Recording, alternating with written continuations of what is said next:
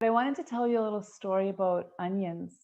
Well, I think this is the theme of of the show today, but do you want to hear a crazy story about onions?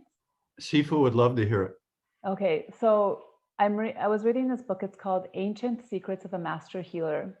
And this was an ancient Ayurvedic doctor that was treating patients, literally like miracle stories, just with natural remedies, things you can find in, if you're Indian, in your cupboard. So different spices, mix them together, different marma points, which are basically like acupressure points on the body, like different things that you just stimulate by pressing on them.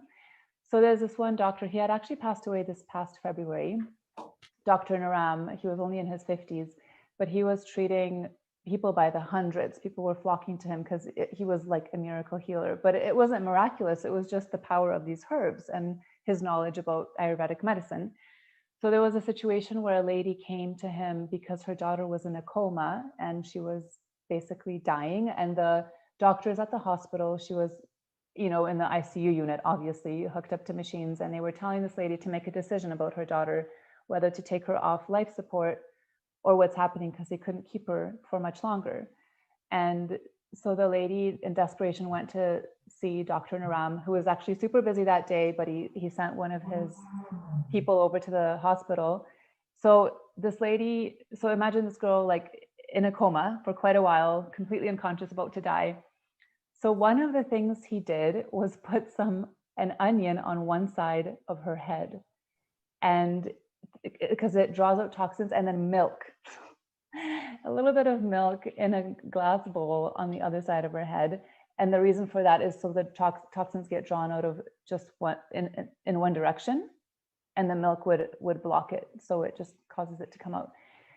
Then he created this remedy out of like ghee, which is clarified butter, and then he mixed a bunch of spices in there specific to this girl, and he put it in her belly button, because through your belly button you can actually absorb nutrients, especially if you can't eat.